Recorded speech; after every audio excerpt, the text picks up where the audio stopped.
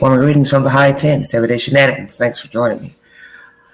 The content I'm about to play is by PBS NewsHour. This is pertaining to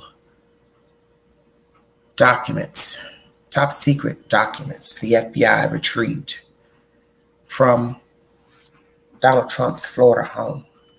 I will be playing you different audio pertaining to different networks and their public opinion.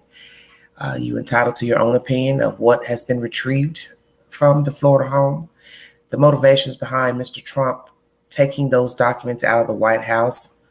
We're going to dissect the why. Did he take the documents out of there? What is in the documents? And will there be repercussions for Mr. Trump taking those documents out? He has been known as a narcissist, and many people are probably not shocked at his behavior. And that's my public opinion pertaining to Mr. Trump. On my community page, there is a poll asking you, should he be prosecuted for taking those documents out of the White House? Thank you for joining me. This is Everyday Shenanigans. PBS NewsHour is source number one. Federal judge has unsealed and made public the search warrant for former President Donald Trump's Mar-a-Lago estate. A review of the warrant and a list of items removed from Trump's property reveals that the FBI collected over 20 boxes of items, binders of photos, as well as handwritten correspondence on Monday. Some of those items were classified as top secret, information that should never be outside of a secure government facility.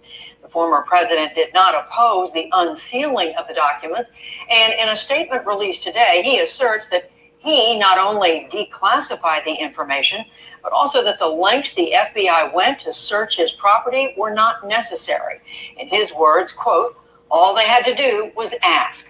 We want to bring in one of the reporters who initially broke the story today. She's Sadie Gurman of the Wall Street Journal, and former federal prosecutor Renato Mariotti. Hello to both of you. Thank you for joining us. Sadie Gurman, let me start with you just to clarify this. Which government agency was looking for these documents or material? So this all started when the National Archives notified the Justice Department that within about 15 boxes it had collected from Mar-a-Lago after Trump left the White House was some serious national security information. So they referred the matter to the Justice Department for investigation, and that has sort of prompted this sort of incredible back and forth that we are seeing, which culminated this week in the search and in the release of the search warrant. So ultimately, the Justice Department came looking for any sort of remaining classified documents that were at Mar-a-Lago, and they found quite a few, as the warrant that we saw today revealed. And so there's been a lot thrown around about what was in these documents. What is known about what was there? For example, nuclear information about nuclear weapons. What is known about what was found? So we actually know, very little from this warrant in and of itself. But what we do know is that there were 11 sets of classified documents contained within these boxes, and some of which were considered top secret and openable only in a very secure government facility. That classification pertains to things like military secrets, defense secrets, information that would be critical to our national security interests. So certainly something like nuclear information would be classified at that level. But the search warrant itself does not actually detail what is inside of those boxes, but it offers some pretty tantalizing glimpses into what investigators are looking at and what they will be poring over for the next few weeks. And Sadie Gurman, what's known about why they had to do this? Because as we just reported, the former president is saying he had declassified these documents, and he also went on to say all they had to do was ask. So which was it? Well, we certainly, the former president's team is portraying this as a heavy-handed and aggressive move by the Justice Department. But to the federal prosecutors who have been working to try to get this information, the search was a culmination of a month-long effort to get, to get returned this material after several steps in which they tried to get it and then still believed that there was more classified information contained on the premises. We know that that they had been in negotiations with the Trump team, and that in June, the Justice Department filed a subpoena to get still more classified information out of the president's private club. And then after that, we know that there was somebody familiar with the storage of these papers who believed that there was still more classified information at Mar-a-Lago that had not been retrieved and that the president and his staff were still holding on to there. So from the Justice Department's standpoint, this was the end result of a lot of hard work to get these documents back. From the Trump team's perspective, they were saying, we were cooperating. Why are you taking this sort of aggressive approach? And Renato Mariotti, from what we know, what can we say about whether DOJ, the Department of Justice, and FBI followed procedures as they should have in doing all this?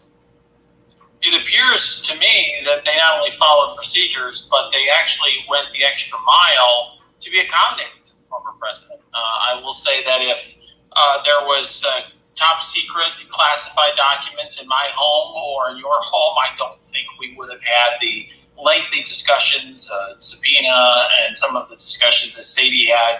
None of that would happen. There would be no polite conversation. Exactly. I do think there would be an execution of a search warrant much earlier down the line. And Renato Mariotti, the reporting in, what we see from this receipt is that they list 3 possible criminal violations: the Espionage Act, an obstruction statute, and the law against destruction or altering of documents. So what does that tell us that they were looking for? Well, I think the most interesting of the group is 1519, when you dub the obstruction statute.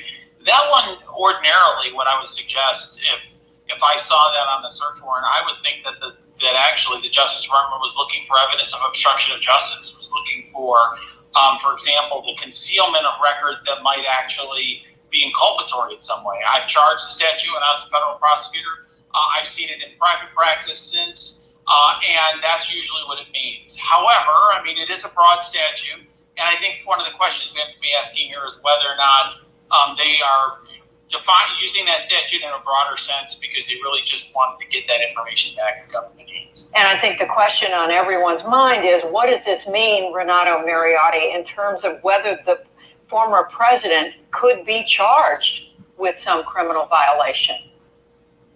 I think it means, I'd say a couple of things. First of all, I think there's certainly a possibility that the Justice Department's focus here is merely to get these documents back, as it was explained by Sadie just a moment ago. Very important secret documents that the government would want to have in its possession. However, if they wanted to go forward and bring charges, this is much more plausible and frankly stronger than many of the potential legalities that are bandied about regarding the former president. And it's simply because there are not a lot of good reasons why one would have this information. It would be very difficult to explain to a jury why you had this information. And the run-up to the execution of the search warrant, all the discussions between the former president's team and the Justice Department would actually help to prove the state of mind. In other words, to undercut the defense you had shown a moment ago, Judy, where he said if you wanted the documents, they all they had to do was ask. Of course, they did ask the former president's team, and if he tried to point the finger at them, he would have to waive that privilege in order to do so. Well, that's what I want to ask you, Renato Mariotti, the same question I asked Sadie Gurman, and that is, is there a way we can know to what extent the Trump team was cooperating and to what extent they were resisting requests to turn over this information? We're getting 2 completely different stories here. Well, we can just use some common sense, okay? And the common sense is that the Justice Department, if the reporting is accurate by Sadie and others, there was some discussions in a subpoena before the search warrant was executed. If the Justice Department had everything that they needed before the search warrant was executed, they would have never needed to bother with the search warrant. And when they executed the search warrant, there would have been nothing to find. So I think on its face, it's apparent that the cooperation was not where it needed to be from the former president and his team. And Sadie Gurman, just quickly back to you. You mentioned if they'll be looking at these documents for a few weeks. What are you hearing about how long it may take for them to go through and see what's here? well, if we've seen anything from this Justice Department, is that they're very meticulous and deliberative. And I think that this is just the start of what is sure to be a very long and ongoing investigation. And I think that they will be poring over these documents for some time and trying to figure out what they have and, whether they need to mitigate any sort of losses in terms of what's been out there. So I think that they're just getting started, and we have been given a pretty, a significant glimpse, but yet at the same time, kind of a small one into what all, that they'll be looking at and considering in the weeks to come. Sadie Gurman of the Wall Street Journal, Renato Mariotti, former federal prosecutor. Thank you both. Okay, everybody, that's PBS News Hour. As you heard in his commentary, files have been retrieved, and basically there's, a discrepancy on who cooperated, who didn't cooperate. My thing is, as this gentleman has said, well, there was nothing there, then they wouldn't have taken anything from there. Because in the end, there was no reason for any documents to be in the custody of Mr. Trump or anybody else. Point blank. Does not matter who it is. Everything should stay at the White House where it's supposed to. So now one would have to ask himself, herself, how did Mr. Trump get the documents? That's another question. Who gave him these documents? What's actually in them for him to feel it necessary to take the documents all the way down to an entire different part of the coast, out of the Washington, D.C. area? Stay woke now. Why in the world would you need, one, the documents? Two, what's in the documents? Three, how long has he had the documents? Did somebody know about the documents while he was still in office? Were the documents taken out of the White House while he was president? And that's why you hear this information about the Espionage Act. He knows better. And are there other people involved? Possibly so. Because you got to ask yourself how he was able to get the documents. He doesn't work for the Justice System Department, so how did he get them? And then you have to ask, what's in them for him to feel the need to have access to them outside of the White House? Why would you need them? He's wrong. He's out of line. Nobody has any reason to be taking any documents out of that damn building. And if you work for the Justice Department, same thing. You have no reason to take any documents out of there. No government office, state office. Unless you've had approval that you can take something out. And 9 times out of 10, due to the fact that this is a higher office, I doubt that anyone would want you to have any documents outside of the White House, the Justice Department, so on and so forth. This is bad because, as I said, there's others involved. He didn't just walk in somewhere and got paperwork out of somewhere, a file cabinet, an envelope sitting on a table. Somebody gave them to him, and 9 times out of 10, he asked for them. He either asked for them or someone said, hey, let me show you something. He decided to keep them. And instead of keeping them under his mattress or in his closet at the White House, he foolishly took them out of the White House. And it's common sense. There's no logical reason for you to have any documents in an entire different state in your personal home. For what reason? Thank you for joining me. If you'd like to donate to this network, $ Big Angie, 129 Cash App. All stickers and chats are welcome during this live. Thank you so much. Let's get on with the next content.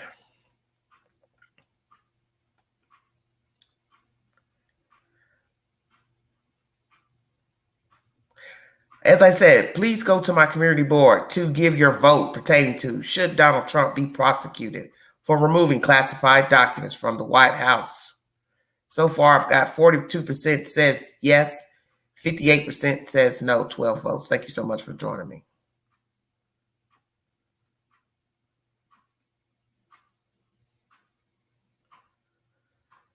George Conway, why he thinks Trump will be prosecuted over Mar-a-Lago documents. This was uploaded 1 day ago. MSNBC is the source.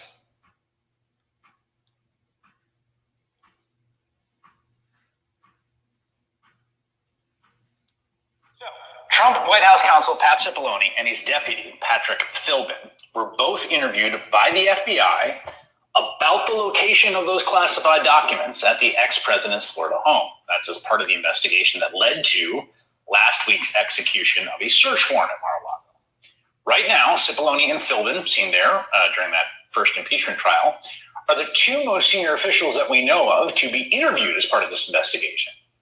Last year, when Trump left office, both men acted as liaisons between Trump and the National Archives. And as the New York Times reports, quote, Philbin tried to help the National Archives retrieve the material, but the former president repeatedly resisted entreaties from his advisors. It's not theirs, it's mine, several advisors say Trump told them. We still don't know what exactly those documents are, especially the ones labeled top secret, the ones that have some of the highest classification. That could change this week, however. On Thursday, a federal judge will hear arguments to unseal the affidavit that preceded the search warrant, which lays out exactly what documents the Department of Justice was looking for. Now, we should say, the Department of Justice opposes making that document public. They argue it would undermine their current and ongoing investigation, writing in a court filing, quote, if disclosed, the affidavit would serve as a roadmap to the government's ongoing investigation, providing specific details about its direction and likely course in a manner that is highly likely to compromise future investigative steps. Adding, this investigation implicates highly classified materials.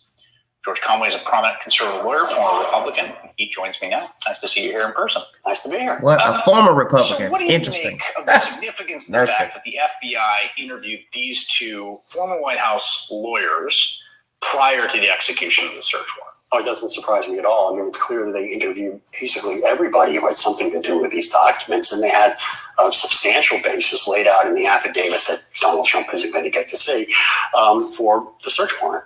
So it doesn't surprise me at all. And what is interesting about it is it's very incriminating. The story is very incriminating of Donald Trump. He was told, you have to give a step back, and he wouldn't do it.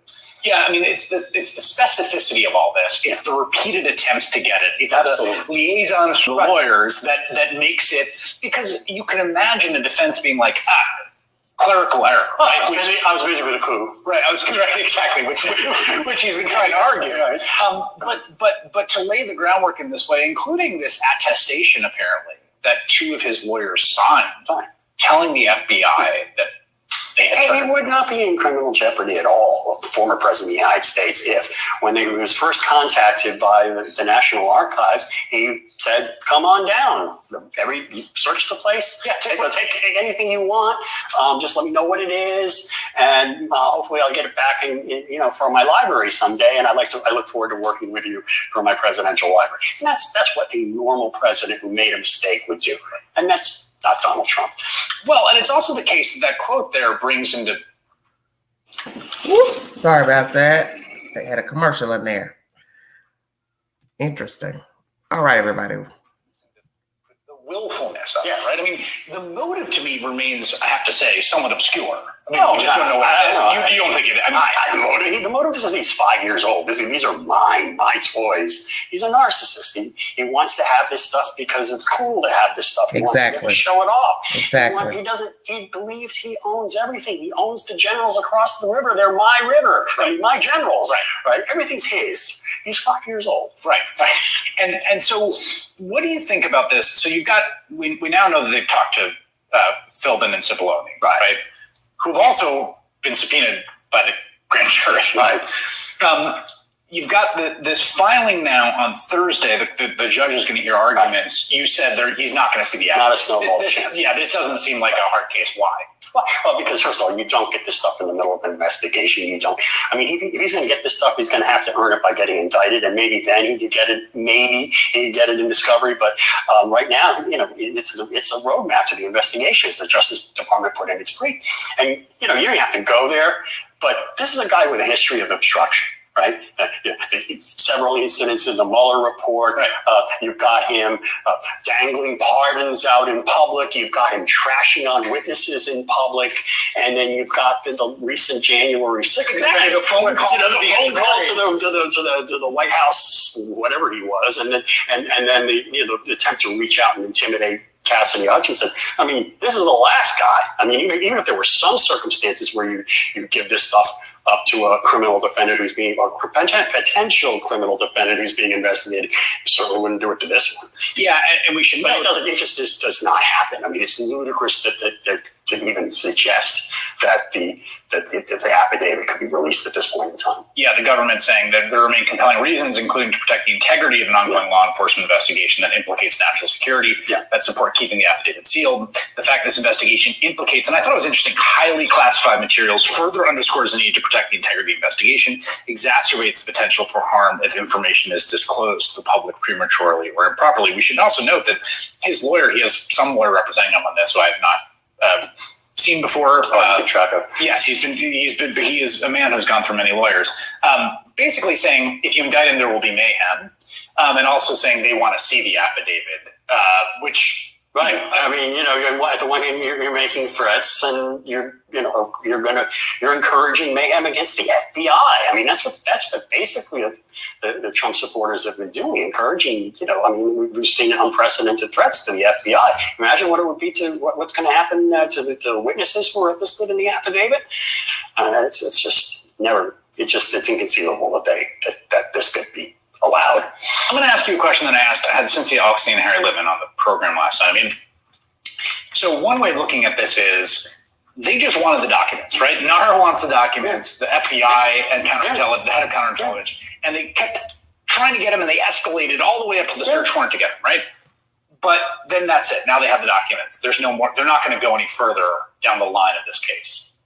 Cynthia and Harry thought I was wrong about that. I'm not saying that's the case, but why? I don't, because I think he went too far. He jerked them around. I mean, this is, again, as I said, if he had just turned the documents over in the first place, that would be one thing. But then you turn some of the documents over, and then you submit an affidavit through your lawyers that turns out to be false, and you basically defy a subpoena, and he's showing incredible amounts of bad faith. It's like, this is the one thing you can, Chris Christie once said, he told Donald Trump that there's no way you can make an investigation shorter, but there's lots of ways you can make it longer. And this is like what he did in the Mueller investigation. He had a whole volume of the Mueller report that talks about all the things he did to obstruct the investigation. And if you or I had done that, we'd have been indicted. Right. And that gets us to the final question, which is, people have invoked the Al Capone for tax evasion cliche all the time. The reason that they were able to do that was because it was black and white, right? They could show the money coming in, they could show what he showed the government, boom. Right. This seems closer to black and white than many of the other things, which to me seem morally and legally more profound. It's sort of like, let's say you're a U.S. attorney for the Southern District of New York, and you're conducting this massive murder RICO investigation into a mob family. Right. And all of a sudden you get a phone call from the NYPD out in Kennedy Airport saying, hey, we just caught these people loading jewelry off a truck out of a warehouse, and guess who was driving the car? The Don. Right. You're not going to turn down that case. You're going to prosecute that case, and that's why I think they're going to prosecute this one. All right, George Conway, thanks. Good to see you in person. Credit building. All right, sorry about that. MSNBC is the source. As I've said to people many times on this network, people tend to identify with people who they mirror, who they have something in common with. That's my public opinion, and I stand on it. I don't care about a person's political affiliation or their race. I don't even have to mention that, and I shouldn't even have to mention it during this live. But some people need to hear it because some of you act some kind of ignorant. You have no business taking anything out of that White House, period.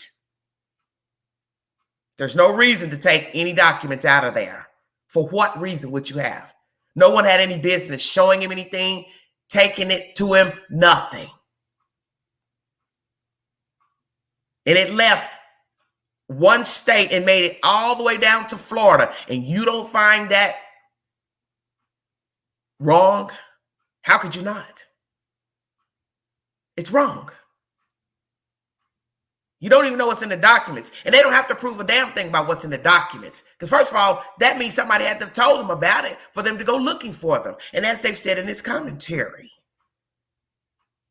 if you didn't have anything to hide, you would have handed them over. You already caught it. So just hand them over.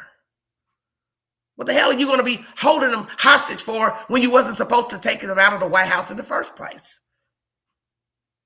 You had no business taking them out. Whoever gave them to him, you need to go down with a DT, bottom line. Everybody involved. Because they had no business leaving where they were supposed to be. And in the end, it doesn't even really matter what's in them. You can't reveal what's in them. Because if it's something that's, let's say it's an issue of national security, how are you going to repeat it and tell it? This isn't some, minute situation where you got to reveal what it is. In certain circumstances, you can't reveal what it is. Because if it's top secret, how's it going to be revealed? Without letting other people know that's not supposed to know. It's just absolutely ridiculous. I don't know anything about Nancy Pelosi giving him a damn thing. I don't know anything about it. He had no business having them. And the fact that they didn't want to give them over shows guilt. So you're showing that you're guilty of having them. You got the nerve to say, well, all you had to do was ask. No, they don't have to ask you nothing because you didn't have no business taking them out of there. Why should somebody have to ask you to give up something that you didn't have no business having? Kind of like stealing a car and the owner has to come to you and say, hey, Joe Blow, by the way, can I get my car back, please? Oh, I'm supposed to ask you to give me my car back? Oh, yeah. That jury belongs to me. Can I have it back, please? You see, this is what's wrong with the world right here. Aiding people who are wrongdoers, because obviously you think that way. I'm going to say it. I don't bite my tongue. You have no logical reason to aid anyone stealing, taking, borrowing classified documents from the White House, Justice Department, wherever.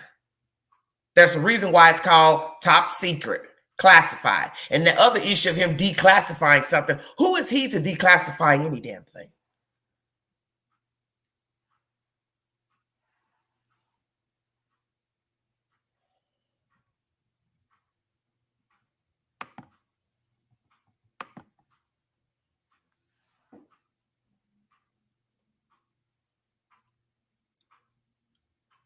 When did somebody give Mr. Trump the verification to declassify any documents? I didn't know that was in his repertoire. Thank you for joining me. That was my second source. All information is posted to my community board. First source was PBS NewsHour. Second source, MSNBC.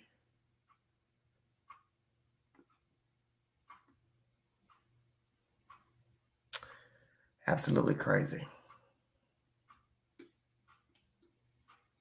Absolutely crazy. Makes no logical sense.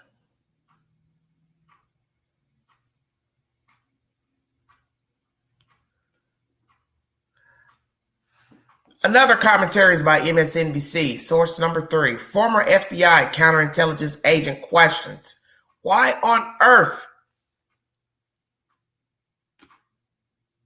would he refuse to turn these paperwork over, documents?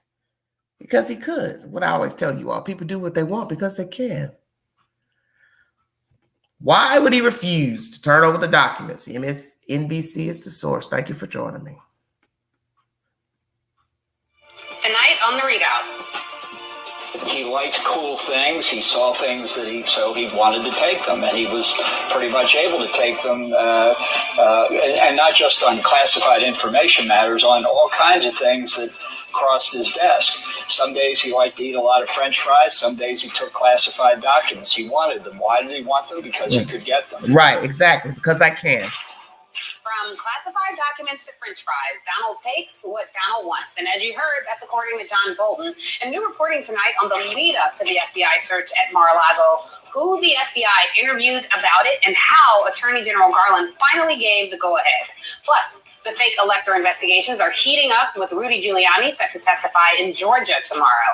Also tonight, voters are going to the polls in 2 states, with Liz Cheney's political career on the line in Wyoming and Lisa Murkowski facing a challenge for her Senate seat in Alaska.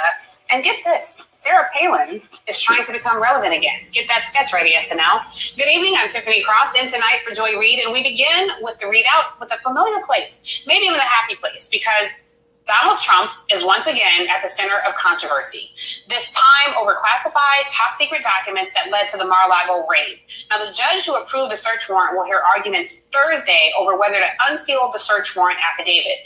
The DOJ has asked the judge to keep it sealed while Trump wants it released. Meanwhile, Republicans and pro-Trump extremists continue to slam the FBI and the Justice Department over their search. And now there's another talking point floating in the ether saying that what Trump actually did was no big deal. I think Mar-a-Lago is a pretty safe place. We have Secret Service protection. Sounds like these documents might have been in a safe, so no, I'm not overly concerned about some top. This is a senator speaking, Senator Johnson. For the sake of argument, Stupid. we're going to stipulate that Trump did have possession of documents that were classified for some good reason.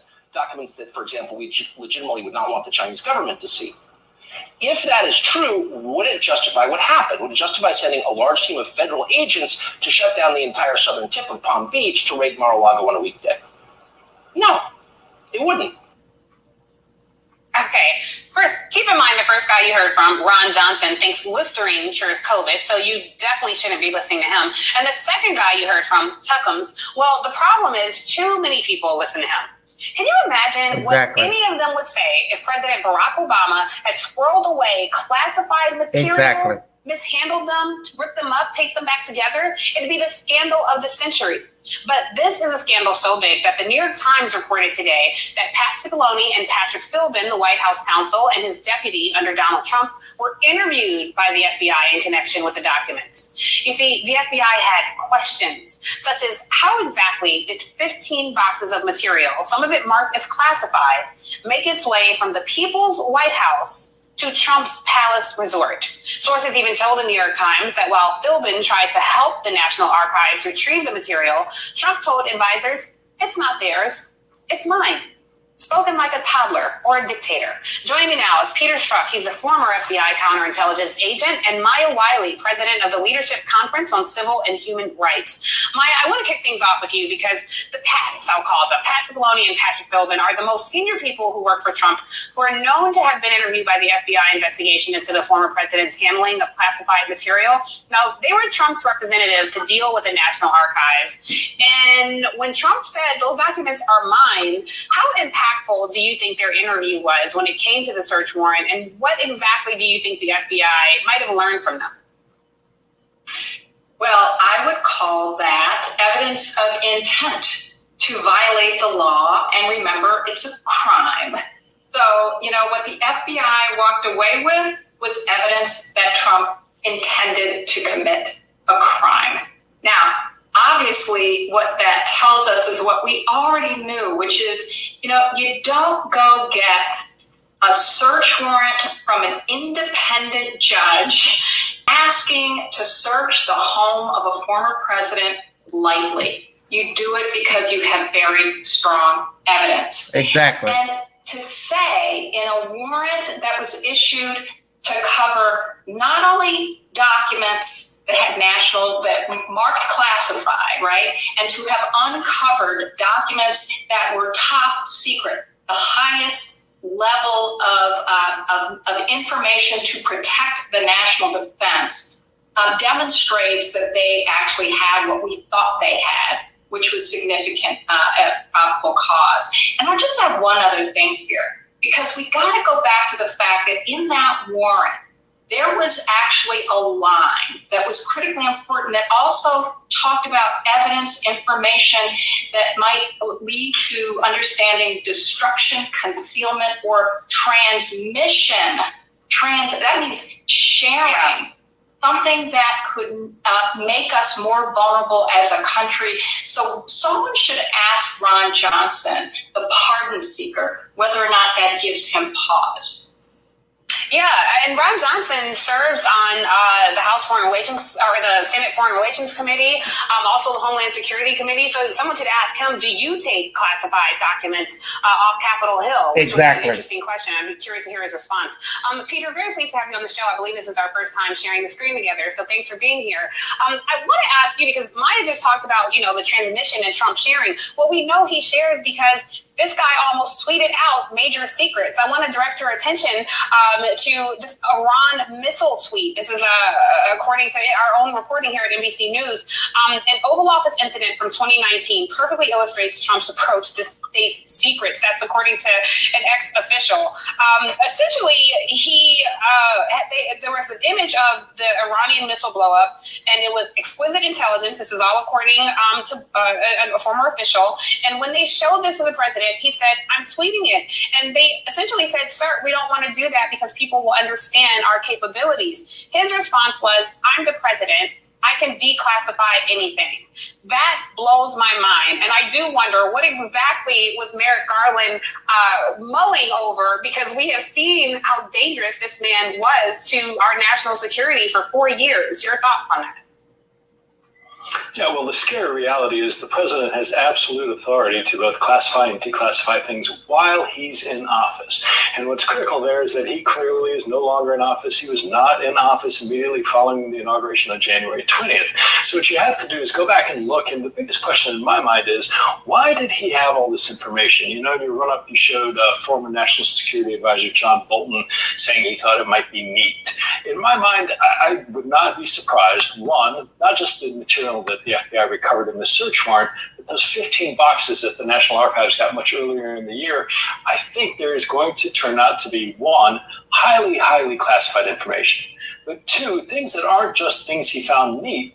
I would be surprised if there weren't things that furthered his business interests, things that he could use as leverage over people, Exactly. things That sounds more like it. Leverage. It's just the biggest question in my mind is, why on earth, having been told repeatedly by so many people that he steadfastly refused to turn these things over and instead carried them all away. And I hope DOJ is content now with the FBI that they recovered everything, but we're talking about a massive amount of information. A massive amount indeed. And Maya, I want to point out that Ron Johnson is in a very tight race in Wisconsin against Mandela Barnes there. And so what's baffling to me about this entire thing is that 75 million people voted for this man. Present day, millions of people across this country remain blindly loyal to this man whose first job in government was president of the United States, as which he's failed miserably, I would say. So I wonder, when we have the reporting from the Wall Street Journal that Garland was mulling this over, I just wonder, from your brilliant expertise as an attorney, how much of that should Garland have looked through the legal lens? And should he have even considered the political fallout or the political consequence? And I don't mean elections, I mean the violence that we're seeing play out since this all happened. Well, I think the truth is that Merrick Garland is doing what he said he was going to do, which is following the evidence methodically and making sure he's making a decision first about the evidence. So I don't think there's any question that he's been doing that. I think the issue of the violence is one that we have to lay at the feet of Donald Trump himself. He has been stoking violence since he was campaigning in 2015. He, as we know, now had foot soldiers as part of January 6th who were extremists, white supremacists. And what we've seen in Truth Social, the misnamed media platform that Trump has founded, is that has become a primary source for organizing the doxing of a judge and also the publishing of information, private information about law enforcement agents and their spouses and children that has resulted already in a violent attack on an FBI office in Ohio. And, you know, when we total all that up, there's only one person, one group of people to lay that in the feet of. And that's people who have said that their allegiance to Donald Trump and their willingness to believe lies has taken precedent over their willingness to protect our democracy, our safety, our peace, and our national defense. Hi, I'm Chip James, and a roasted chicken recipe is always a great option for Perfect commercial. lunch Roasted or an chicken. amazing day. Like this conversation. I'm going to show you. Just ignorant. All right, everybody. That's MSNBC. As we say in the street, what is understood needs no explanation. Nobody has any business taking anything out of there. Donald Trump is not somebody I would consider in a position to about declassification. This man never had a logical mind. And when you're dealing with someone that doesn't have a logical mind, does not know how to react appropriately in public, that's not somebody you want classifying or declassifying anything. That's my personal opinion. He has behaved like a child, talked to people so utterly disrespectful. Men and women, professional people that are affiliated with the White House.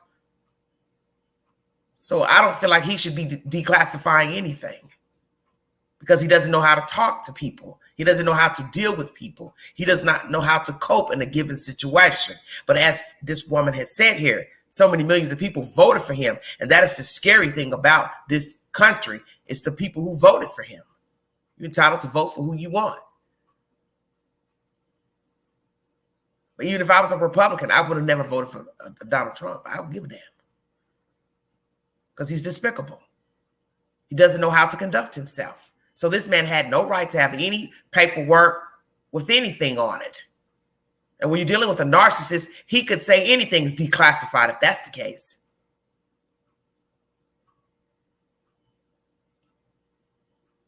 I don't consider him somebody that should have been in any form of declassifying a paper sack because he did not hold himself professionally while he was in the White House. And it has nothing to do with him being a Republican or being a Democrat. A fool is a fool. You can wear the hat how you see fit. See, that's where everybody got confused. You were running with the title. Oh, well, he's a Republican. He's this. Has nothing to do with being a Republican. Because there's good people on either team and independent. You're a fool when you don't know how to talk to people. You're a fool when you're criticizing people publicly and threatening them. You're a fool when you downplay all of your actions. Negative actions has nothing to do with being a Republican. Has nothing to do with being white or black, green, Mexican. A fool is a fool. And the sad thing is a lot of people in this country followed this fool. And were willing to storm the gate, break into a government office. And some people felt like that was okay. And you had people who actually worked for the government storming the gate and breaking into offices and stealing things out of these rooms. It's a government office. You have no business storming the gate, beating up people. It's all the same to me. And that shows you the world's mindset, see.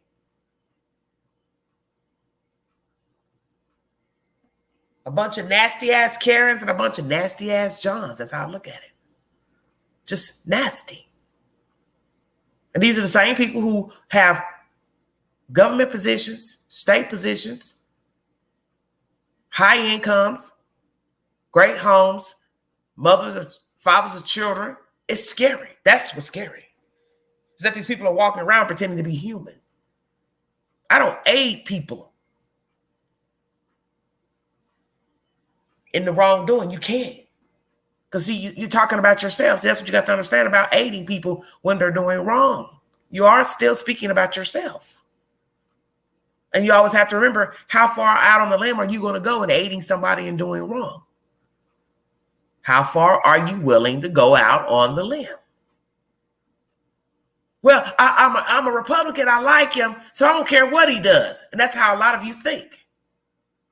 Anything that man did or said, you were okay with it. That's something wrong with you. You have a mental problem. I'm going to say that. Because I'm not going to let somebody lead me down into the abyss just because he or she is a Republican. I'm not going to follow you down into a hole. Hey, come jump in this water. I know you can't swim, but we're Republicans. That is the stupidest thing I've ever heard.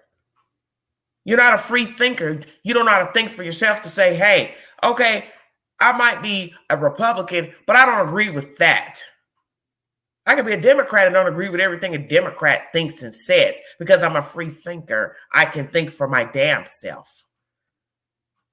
There were things I didn't agree with Barack Obama with the healthcare.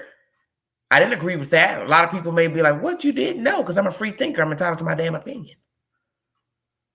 And I didn't think nobody should be mandated to pay a fine if they didn't have health care. Maybe they can't afford it. I always said that. Well, if a person could afford it, wouldn't they get it? So I didn't agree with that. But I voted for him. And that's the whole point. You're entitled to disagree.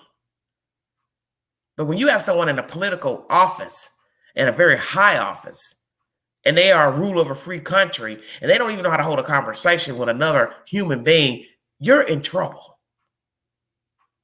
Because somebody like him could easily have got another country's president to push the damn button and blow us all to pieces. All over something this fool has said. He's never had anything good to say about anybody. The only time he ever agreed with anybody is if they agreed with him first. You don't have to like a person's opinion, but you just don't dog them out in public as if they're nobody. And that's what DT always did. This man literally would light you a fire with gasoline, light you up with no regard, no remorse. And that's a very dangerous person. So that's who some people should have been more concerned with. A person who feels like I can gas you up and walk away with no problem. There's something wrong.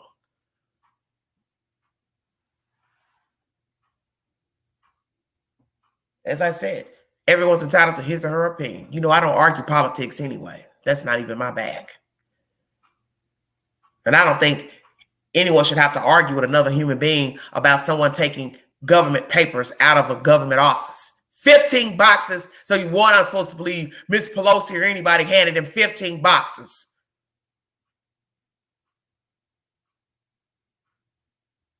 And just where did she hand him the 15 boxes of paperwork?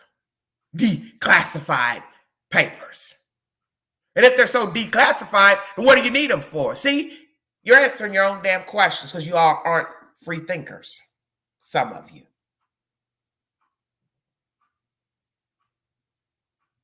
You just answered your own question.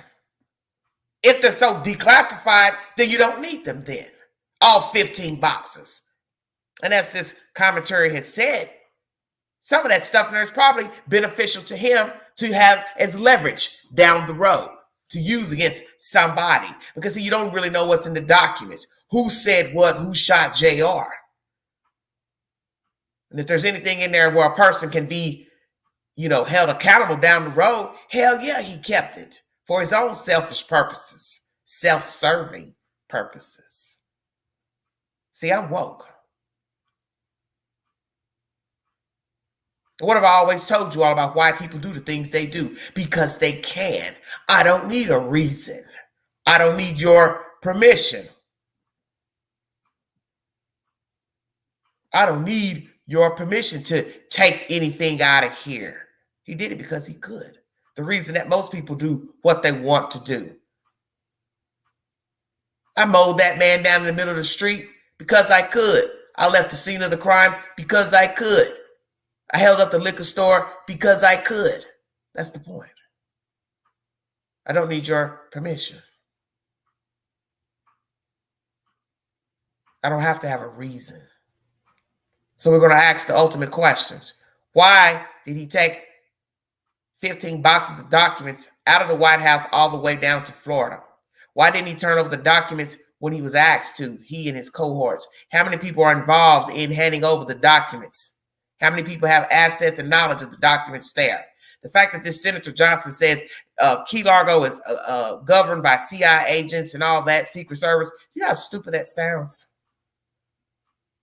That's stupid. You don't know who's rallying somebody's things when they're not around, looking through stuff. People do peep through people's personal effects. Stay woke.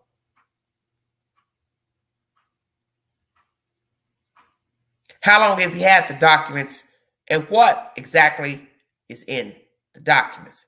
And indeed, if these items, situations, scenarios aren't actually declassified, they probably can't even tell you what's in them, as if it could be a threat to national security. He had no business taking anything out of the White House, period. And the fact that it's in 15 boxes, that should tell you something. It's of relevance to him. And I don't really care about, he has the option to declassify something. That means nothing to me, because his behavior is erratic and ignorant. So he's not somebody I would want to declassify anything.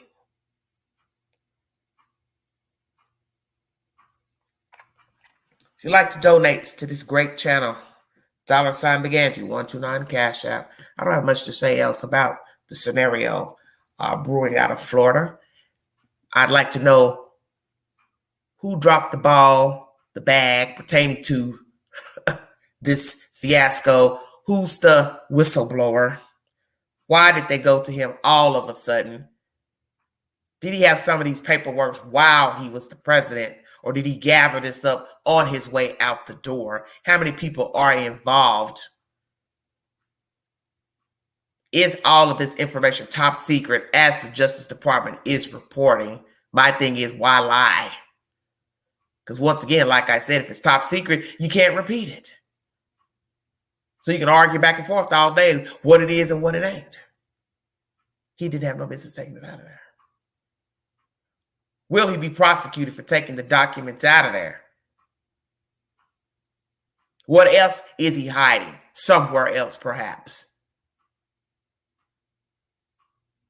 As far as documents.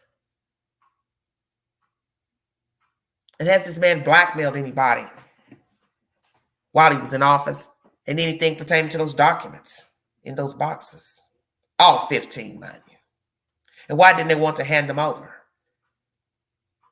And to be crass to say, you could have asked. No, I'm going to ask you nothing, because you didn't have no business having them for me to have to ask you. You see, that's how bold and brazen he is and his cohorts. You could have just asked. And a senator stupid enough to say, oh, it's Secret Service there. Oh, the boxes are okay. See, this is what happens when you don't have a free-thinking mind, because nobody in their right mind should be aiding a president taking these documents out. And it doesn't matter, as they said, if it was an assistant, secretary of state, whoever, nobody had the right to take any documents out of there. And will he and his cohorts, they get proof of whomever aided him, who handed him the documents, will they also be prosecuted? And the fact that this judge took weeks to deliberate, that's even more disturbing. What was there to deliberate about? He's out of office. What can he do to you? Can't fire you. Because we already know that's one thing Mr. Trump liked to do. When people came into disagreement with him, he get them fired. He fired them. So this is why I'm saying, is this somebody you want to declassify anything? Hell no. Because he didn't know how to deal with people. His reasoning for anything he did not like about you was to argue with you, berate you publicly, and get you fired out of your position. Now, you imagine if everybody got fired because he or she had a different opinion than their boss or their supervisor. there will be nobody working anywhere because people are entitled to have an opinion. But you just don't fire people because they said something you didn't like. That's Donald Trump. And really, no one should even be shocked that he has documents in his possession. My thing is, bring down everybody that helped. Because this is why the world is in the shape that it's in. People aiding people in their wrongdoing. People following in behind people like Donald Trump, like zombies. Half of the country acting like damn Walking Dead, following behind Donald Trump. Like you couldn't think for yourself because you're a Republican. That's the stupidest thing I ever heard in my life. So what? You're a Republican. You're just going to go walk into the pit fire because he's a Republican? You don't even think about anything he's done or said is wrong. But because he's a Republican, well, I'll follow him behind anyway. That's idiotic. See, I'm a free thinker. Nobody dictates how I think.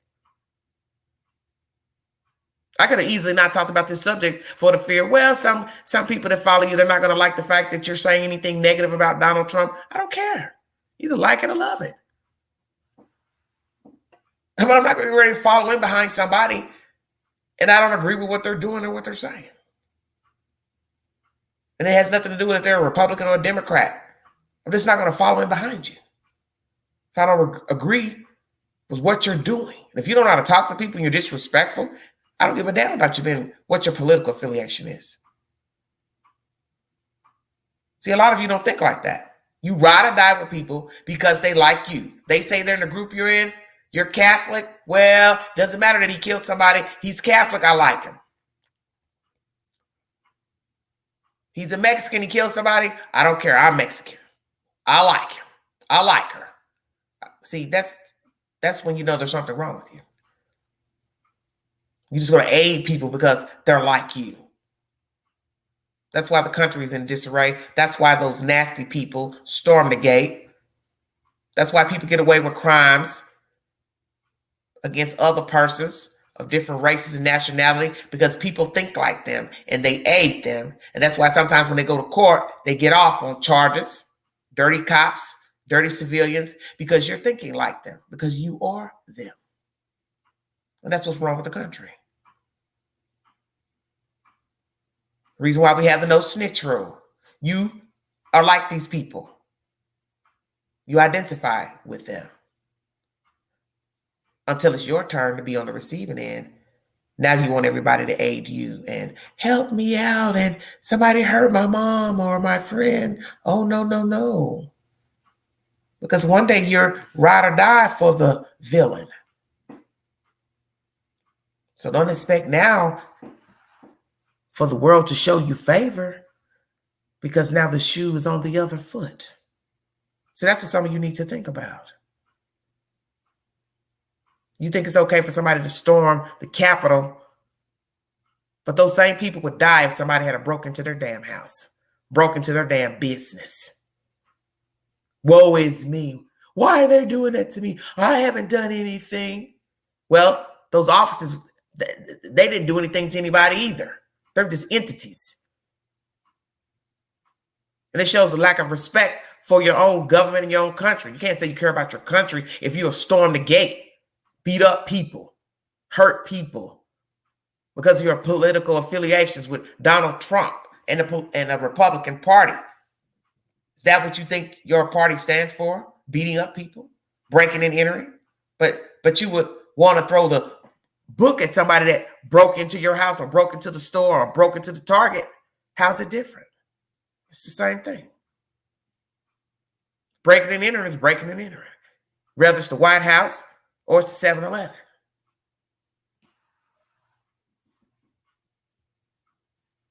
You all aren't free thinkers out here. You allow people to rule how you think and how you maneuver in the world. You are actually following behind a zombie because they said, do this, or I think this, and you, oh, okay. There's no way in hell I'm getting following behind anybody that's disruptive. Because for one, Queen don't like drama. So I'm not going to follow in behind you, stirring up no damn trouble, especially stirring up a nation. But this shows me that people are not free thinkers, that they're followers. You're not a leader. Because, see, if you're a leader, you have no need to follow in behind somebody when you know that what they're saying is rhetoric and it's foolishness and it's heinous. And it can cause a serious problems within civilians. I'm not getting ready to follow anybody anywhere. I don't care who they are. They could be related to me. They could look like me, sound like me, be the same skin color. I'm not following you anywhere. Because it's ignorant behavior. That's why this country became the cesspool it became. Because somebody following behind somebody, kidnapping people from their land, putting them on slave ships. It's the same thing. Auctioning them off, dividing their families, raping the women, raping the children, working them for free to build a land up that is now turned on itself. See, this is retribution, America. She's getting back what she gave out. I think many people know this. America is getting back what she gave out. It's in the scripture. The devil has to repay what he stole. You can't steal a whole country and think as time goes by, there won't be retribution. Got to give it back. You look at the natives, a very oppressed people, pushed out. They were here first. Treated like garbage alongside black man, woman, child. You have to give it back. That's why America is in the shape that she's in. I've always thought that. When I saw how people behave the past couple of years, everybody just messy, stirring up trouble with their neighbors and co-workers and just going out here doing anything. All this violence we have in this country, people killing each other, all races killing each other, ain't just no one. Children shooting up people, killing kids in schools. It's all the same. Because the land is not happy with what's on top of it. The earth says, I got to get it back. What the devil stole. And when you're walking around here with no respect for yourself, you have no respect for other people, their things, you should know at some point you're going to have to pay for that. That's just the way it is. The earth is miserable right now. I think it's obvious. It's just a miserable place. Thank you, John.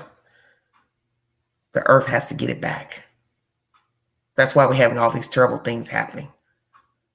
From water rising up and just encompassing the land, storms that they've never seen before, glaciers falling into the water, stuff that nobody ever thought would ever happen because the earth is unhappy. And whether you believe in God or not, the earth is not happy. Because people will turn on you for the slightest thing. Doesn't matter what it is about.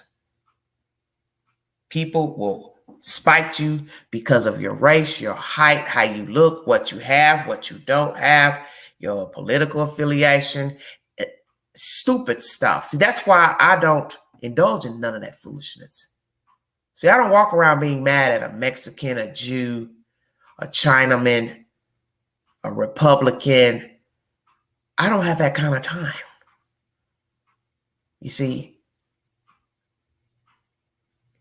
It's 12 o'clock in the AM here in the high 10. And yesterday, I looked at a 93-year-old black woman in a casket. And the one thing my pastor preached on was she was happy.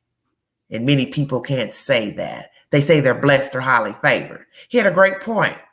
He said the difference with Mary is Mary was happy. Many of you can't say you're a happy person. Amen. And I thought about that while I was listening to the pastor preach the eulogy. It's a difference.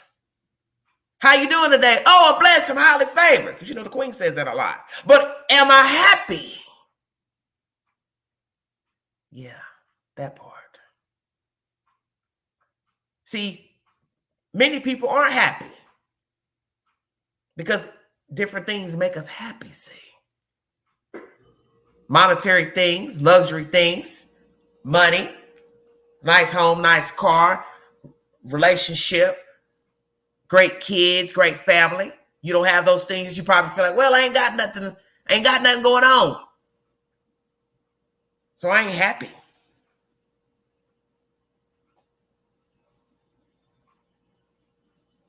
That's what you want to be, is happy. Because this time on top of this dirt is short. And many of us will never live as long as Miss Mary lived, to be 93 years old. That was a blessing. That lady lived almost 100 years. And she saw everything that man made. Most will never make it to 50. Especially in the times that we are in. Because people are angry. Angry because he don't think like I think. He don't believe what I believe. So you go out here and get mad and stomp and throw stuff and yell and pull your skirt up in front of your neighbors, hooping and hollering. I don't give a damn what somebody think across the street or next door. I don't care. That's why I sleep good at night, because I don't care. I ain't worried about none of that foolishness. I got important stuff to worry about, such as my health, keeping my ticker running. And some of you need to learn that. You sit here worrying yourself about other people, what they look like, what they're doing. If they praise Allah or God or this and that, man, it's a waste of time. We're going to argue over stupid stuff. You go on and on and on because somebody doesn't think like you. They don't have to think like you. That's why you should be a free thinker. Don't jump into the abyss because, hey, Paul looks like you. Well, go on down there. See if Paul will save you. Because 9 times out of 10, he won't. Because he didn't care about his own soul. So he can't save you. That's my message today. Focus on being happy. This mess with Mr. Trump was to be expected because of how he carried himself while he was in office. And as I said, you're entitled to believe whatever you want to believe about what was seized from that home in Florida. But in the end, he had no right to take anything out of that building. That's the bottom line. Not him, not anybody. Because as I said, if anything was so unimportant in his opinion, then he didn't have no reason to take the documents out of the White House and store them in another home states away. I want to thank you all for joining me. God bless all of you. I'll be back with more content before the weekend is out. My next content will be pertaining to the crime wave in Memphis, Tennessee, extreme crime down there. And I also will bring you a crime vault story. I believe I'm going to bring you the one pertaining to the man that left his child in a hot car a few years back. I want to dissect that because I've been watching a documentary pertaining to his and his wife's version. And the documentary is kind of giving you a different view of how they were seeing themselves in the moment versus the media's portrayal of them pertaining to the child being left in the car. And I meant to bring this months ago when summer first started because I thought that was the perfect time to bring you that information when the weather is warm, and this is the season of people leaving their children in cars and saying, oh, it was an accident. And you'll hear commentary from a man who basically, I guess, didn't go to jail for leaving his child in the car because people believe that he actually made a mistake. And some will bicker back and forth what they think about if a person is actually, what's the word I'm looking for? Can forget their child.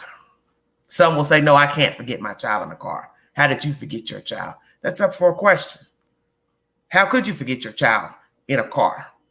Could you get that disoriented that you would forget your own child in the backseat of a car? Yes, Susie. He carried himself that way long before. Exactly.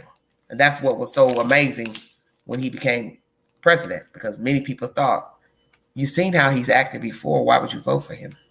But as I've told people, people ride or die with people who are like themselves. See, that's the one thing people fail to realize about people. It's easy to judge people. People judge lower income people, working class people, poor people, people that commit crimes in the street, but yet they will ride or die with the person who dresses nice in a suit, who has the same behavior and mentality. See, that makes no logical sense. You basically ride or die for a thug in a suit, but you'll judge a thug in the street. How's it different? So I bring you commentary to make you think. There is no difference. One just looks better than the other, but they're the same. Thank you for joining me. You all have a good week. This is Everyday Shenanigans. Please go to my community board and take the poll. Should Donald Trump be prosecuted for taking those documents out of the White House? See you guys later. Thank you.